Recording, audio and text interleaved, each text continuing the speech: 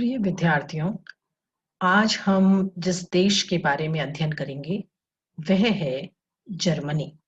जिस प्रकार हम पूर्व में इटली के एकीकरण के बारे में पढ़ के आए हैं, आज हम पढ़ेंगे कि जर्मनी नामक देश का एकीकरण किस प्रकार से हुआ। सबसे पहले जर्मनी की भौगोलिक स्थिति जान लें। आप देखिए मैप में कि जर्मनी के उत्तर में उत्तरी सागर और बाल्टिक सागर हैं, जिनके बीच का जो हिस्सा है जो गुलाबी से रंग का है वो डेनमार्क है, वो वहां लगा हुआ है। पश्चिम में नीदरलैंड, बेल्जियम, लग्जमबर्ग है और दक्षिण पश्चिम में फ्रांस की सीमा है तथा एकदम दक्षिण में हम देखते हैं स्विट्जरलैंड है और ऑस्ट्रिया है। 19वीं सदी के पूर्वार्ध में जर्मनी भी इटली की ही तरह एक भौगोलिक अभिव्यक्ति मात्र था। जर्मनी छोटी छोटी रियासतों में बटा हुआ था और हम देखते हैं कि नेपोलियन बोनापार्ट ने 1806 में यहाँ जो रोमन साम्राज्य था उसका अंत करा और 200 से अधिक छोटे बड़े राज्यों को जोड़कर एक 39 राज्यों का संघ बनाया और उसे राइन संघ का नाम दिया और इस प्रकार जर्मनी की एकता के मार्ग को प्रशस्त किया, ठीक उसी प्रकार से जिस प्रकार उसने इटली में किया था।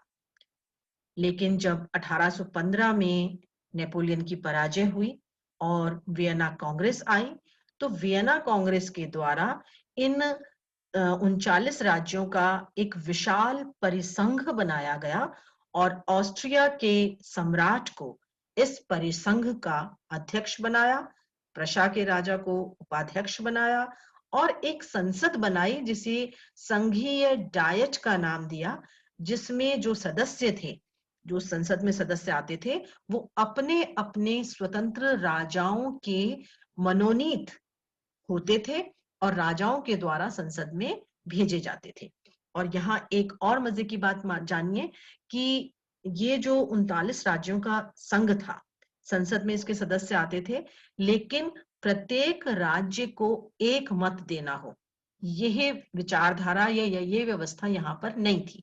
बल्कि होता क्या था कि जो बड़े राज्य हैं उन्हें 4 मत देने का अधिकार था, जो छोटे हैं किसी को 3, किसी को 2 मत देने का अधिकार था और जो छोटे छोटे राज्य थे वो 3-4 राज्य मिलकर एक मत दिया करते थे। इस प्रकार ये जो संघीय संसद बनाई गई थी वो पूरी तरह से हम देखें तो लोकतांत्रिक बिल्कुल भी नहीं थी। सदस्य भी मनोनीत थे और जो मत व्यवस्था थी वो भी उचित नहीं थी। इसके अतिरिक्त जर्मनी के जो एकीकरण था उसके अंदर कुछ कठिनाइयां थी। सबसे पहली बात तो ये थी कि जर्मनी की जो राजनीतिक, आर्थिक और सामाजिक धार्मिक जो जीवन था उसमें बहुत ही विषमता थी, क्योंकि जो राज्य थे वो अलग अलग श्रेणी के थे। कहीं संसद थी किसी राज्य में, कहीं पर स्वशासन कर रहे थे वो राज्य, कहीं पर राजतंत्र था और इस प्रकार सबकी चूंकि राजनीतिक अवस्था अलग अलग थी तो इसलिए एकीकरण में सहमति होना संभव नहीं था। इसके अतिरिक्त जो ऑस्ट्रिया था, जो कि संघीय संसद का अध्यक्ष था, उसको जर्मन समस्याओं में हस्तक्षेप करने का पूरा अधिकार था। मान लीजिए यदि संघीय संसद में कोई निर्णय जर्मन राज्य कर भी लेते हैं तो भी ऑस्ट्रिया की स्वीकृति के बिना उन्हें जर्मन राज्यों पर लागू नहीं किया जा सकता था। तो इस प्रकार ऑस्ट्रिया का जो हस्तक्षेप था वो भी जर्मनी के एकीकरण में बाधा उत्पन्न करता था। और केवल ऑस्ट्रिया ही नहीं, जर्मनी के आंतरिक मामलों में और जो विदेशी शक्तियां थीं, जैसे हम देखते हैं डेनमार्क का ही, अभी हम आगे बात भी करेंगे, इस तरीके से छोटी छोटी कई विदेशी शक्तियां थीं जो जर्मनी के आंतरिक मामलों में दखल देती थी। इसके अतिरिक्त जर्मनी के जो सुधारवादी थे उनमें भी मतैक्य नहीं था कि किस प्रकार से, किसके नेतृत्व में हमें एकीकरण प्राप्त करना है। कुछ कहते थे कि जैसी व्यवस्था चल रही है वैसी ही रहने देनी चाहिए, कुछ प्रशा के राजा के नेतृत्व में चाहते थे और कुछ जो है वो गणतंत्र स्थापित करना चाहते थे, आदि आदि।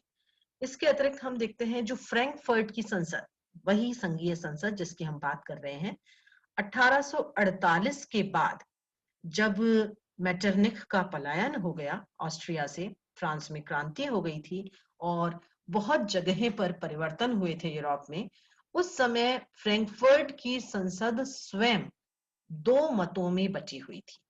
एक मत तो ये कह रहा था कि एक महान जर्मनी का गठन हो जाना चाहिए, दूसरा कह रहा था कि नहीं भाई, लघु जर्मनी ही बनना चाहिए, यानी और जो सब चीजें जिनके पास है उनके पास रहने दो और छोटे छोटे जो क्षेत्र हैं वो ही अपने आप को एकत्र करके लघु जर्मनी का निर्माण कर ले।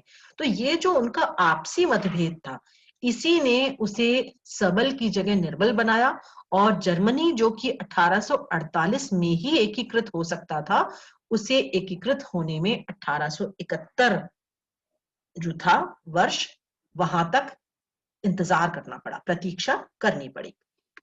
अब हम देखते हैं कि ऐसा नहीं था कि एकीकरण में बाधाएं थीं, लोगों के द्वारा प्रयास भी किए गए और राष्ट्रीय भावना का प्रसार करने के जो तत्व थे वो भी हमें जर्मनी के एकीकरण में प्राप्त होते हैं, जिन्होंने इस एकीकरण में सहायता प्रदान की। जैसे कि कुछ उदारवादी दृष्टिकोण वाले सुधारकों का उदय हुआ, जिन्होंने अपने राष्ट्र को सबसे ऊपर माना और इस प्रकार की बौद्धिक रचनाएं जनता के बीच में प्रस्तुत की। उनमें से कुछ नाम हम ले सकते हैं, स्टीन है, हाइडेबर्ग हैं, शर्नहर्स्ट हैं, हमबोल्ट हैं, केंट, हीगल, फिक्टे, नोवेलिस, गेटे, शिलर इत्यादि काफी ऐसे विचारक हुए जिन्होंने जनता को राष्ट्र सर्वोपरि की जो भावना है वो उनमें प्रवृत्ति लेकर आए। दूसरा जो जर्मनी के एकीकरण में सहायक रहा वो थे नेपोलियन।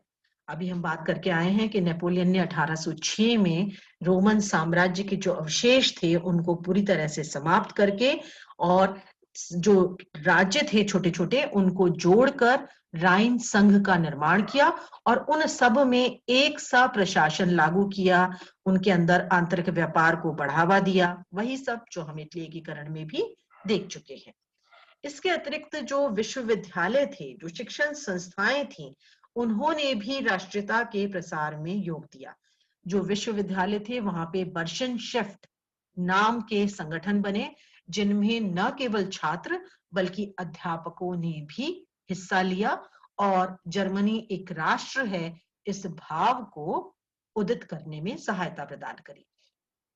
फ्रांस की जो क्रांतियां थीं 1830 की और 1848 की, उन क्रांतियों का प्रभाव जर्मनी पर भी पड़ा और इस समय हम देखते हैं कि जर्मन राज्यों के जो निरंकुश और प्रतिक्रियावादी शासक थे उनके विरुद्ध जनता ने विद्रोह करना आरंभ किया, नवीन संविधानों की, उदार संविधानों की मांग की, वैध राजसत्ता की स्थापना की मांग की और शासकों के द्वारा कुछ न कुछ सुधार भी किए गए। इसके बाद एक और जो सहायक तत्व है वो था विलियम प्रथम का 1861 में प्रशा का शासक बनना। इससे पहले जब तक फ्रेडरिक विलियम चतुर्थ शासक थे तब तक उन्होंने जर्मनी को एकीकृत करने में कोई महत्वपूर्ण कार्य नहीं किया, लेकिन जैसे ही विलियम प्रथम प्रशा के शासक बने, उन्होंने प्रशा के नेतृत्व में जर्मनी के एकीकरण की बात सोची और हम देखेंगे कि उनके शासक बनते ही 10 साल के अंदर अंदर जर्मनी एकीकृत हो जाता है। एक और संगठन था जो आर्थिक था, जोल्वरेन। इसके प्रभाव से भी जर्मनी में आर्थिक मजबूती आई। ये 1816 से आरंभ हो गया था और इसमें प्रशा के नेतृत्व में बहुत सारे जर्मन राज्य इसके सदस्य बन गए थे और इससे जर्मन राज्यों के बीच में आर्थिक सहयोग बढ़ा, जिससे जर्मनी के राज्य आर्थिक रूप से मजबूत हो गए। 1850 में ही औद्योगिक क्रांति जर्मनी में आरंभ हो चुकी थी और 1850 से 60 के बीच में बहुत सारे उद्योग धंधे जर्मनी में स्थापित होने लगे, जिससे पूंजीवाद का उदय हुआ और पूंजीवाद का जो उदय होता है, तो जो पूंजीवादी हैं वो ये चाहते हैं कि उनका व्यापार जो है वो सुचारू तरीके से चले, अबाध तरीके से चले, और ऐसा तभी हो सकता है जबकि सुदृढ़ जर्मनी का निर्माण हो। तो औद्योगिक क्रांति के कारण जो व्यापारी वर्ग था वो भी संयुक्त जर्मनी की डिमांड करने लगा, चाहने लगा। अब इसके बाद हम देखते हैं कि जर्मनी के एकीकरण की जो प्रक्रिया है वो किस प्रकार आरंभ होती है। जर्मनी के एकीकरण की प्रक्रिया को हम दो भागों में बांट सकते हैं। एक तो 1815 से 1860 तक का काल, और दूसरा है 1861 से 1871 तक का काल। 1815 से 1860 तक के काल में जो मुख्य घटनाएं हुई, मुख्य प्रवृत्तियां रहीं जर्मनी एकीकरण में, उसमें हम देखते हैं सबसे पहले बर्शनशाफ्ट संगठन। अभी अभी हमने बात की कि विश्वविद्यालयों में और शिक्षण संस्थाओं में इस तरीके के छात्र अध्यापक से जुड़े संगठन बनने लगे जो राष्ट्रीयता का प्रसार कर रहे थे। लेकिन इस बर्शनशाफ्ट के ऊपर रोक लगाने के लिए, इसे रोकने के लिए मैटरनिख के द्वारा 1819 में कार्लसबाड के नियम बनाए गए, जिसमें ये सख्ती से कह दिया गया कि यदि किसी छात्र को या अध्यापक को इस तरीके के राष्ट्रवाद की बात करते हुए या विद्रोह की बात करते हुए यदि पाया गया तो उसे निष्कासित कर दिया जाएगा। छात्र को तो कहीं भी एडमिशन नहीं मिलेगा और जो अध्यापक हैं उन्हें कहीं भी नौकरी नहीं मिलेगी। तो बर्शनशाफ्ट संगठन के द्वारा जो प्रयास किए जा रहे थे उन्हें कार्लसबाड नियमों के द्वारा रोक दिया गया। दूसरा जो घटना हुई, जो मुख्य घटना थी, कि फ्रैंकफर्ट की जो संसद थी उसने, जो शासक विलियम चतुर्थ थे, हम बात कर रहे थे फेडरिक विलियम की, वही है ये, उन्हें सम्राट बनाने का निर्णय लिया, लेकिन विलियम चतुर्थ द्वारा सम्राट बनने से इनकार कर दिया गया। दरअसल 1848 में जब फ्रांस में क्रांति हुई तो यूरोप के बहुत सारे देशों में इस क्रांति का प्रभाव पड़ा, और ऑस्ट्रिया में भी जो मैटरनिक, जो कि प्रतिक्रियावादी था, कहीं भी विद्रोह नहीं होने देना चाहता था, मैटरनिक को ऑस्ट्रिया से पलायन करना पड़ा।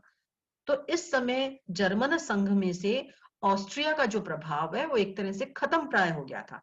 ऐसे में फ्रैंकफर्ट की संसद ने अपने मतभेदों के बाद ये निर्णय लिया कि हम जर्मन सम्राट का पद प्रशा के शासक विलियम चतुर्थ को दे देते हैं। लेकिन विलियम चतुर्थ ने इस समय ताज लेने से मना कर दिया और ये कहा कि ये तो क्राउन ऑफ शेम है, शर्म का ताज है। क्यों? क्योंकि जनता द्वारा दिया जा रहा है, इसलिए उसने मना कर दिया। और वो जर्मनी जो 1848 में ही एकीकृत हो सकता था, विलियम चतुर्थ के मना करने के कारण नहीं हो पाया। फिर जो इंपॉर्टेंट कार्य इस काल में हुआ वो था जॉलवरिन संगठन। 1816 में ही आरंभ हो गया था और 1834 तक इसमें 18 राज्य जो थे वो प्रशा के नेतृत्व में सदस्य भी बन गए। ऑस्ट्रिया, जैसा मैंने आपको पहले बताया था अभी पूर्व में, कि संघीय संसद के द्वारा जो भी निर्णय लिए जाते थे वो ऑस्ट्रिया की स्वीकृति के बिना नहीं लिए जा सकते थे। तो ये जो जॉलवरिन संगठन था जिसमें सभी राज्य सदस्य बन रहे हैं, इसमें ऑस्ट्रिया की स्वीकृति होनी चाहिए। तो ऑस्ट्रिया ने स्वीकृति दे दी थी, उसने ज्यादा ध्यान नहीं दिया क्योंकि उसने सोचा कि ये तो केवल एक आर्थिक संगठन ही तो है, केवल जो चुंगियां लगती हैं विभिन्न राज्यों के मध्य, जो कर लगते हैं, बस वही तो खत्म कर रहे हैं इसके सदस्य, तो इससे क्या फर्क पड़ेगा। इसलिए उसने ध्यान नहीं दिया इस पर, और 1834 तक 18 राज्य इसके सदस्य बन गए।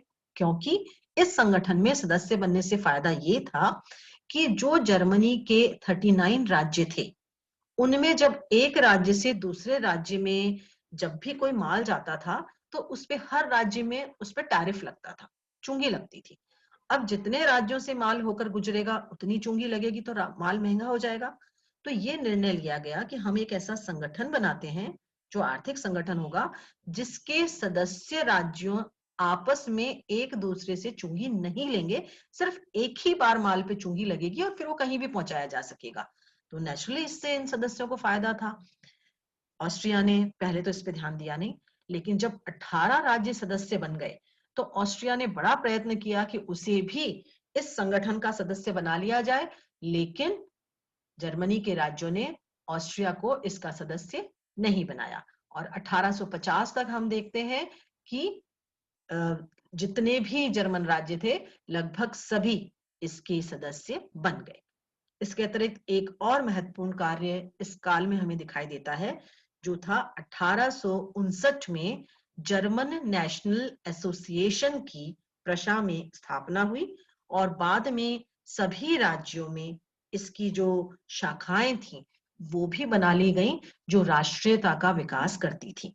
इस प्रकार हम देखते हैं कि ये जो काल है, प्रथम काल 1815 से 1860 तक का जो काल है, इस काल में केवल राष्ट्रीयता को पैदा करने की, आपस में जर्मन राज्यों को जोड़ने के प्रयत्न हो रहे हैं, लेकिन कोई सार्थक प्रयास या कोई सार्थक एकीकरण का जो प्रयत्न है, जो परिणाम है, वो यहाँ हमें नहीं दिखाई देता है।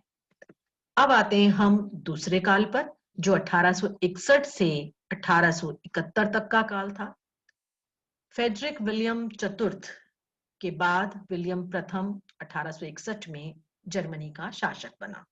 वो चाहता था कि जो प्रशा की सेना है वो बहुत मजबूत हो, इसीलिए उसने जो प्रशा की संसद थी, उस संसद के समक्ष उसने प्रस्ताव रखा कि वो बजट दें ताकि सेना को बढ़ाया जा सके।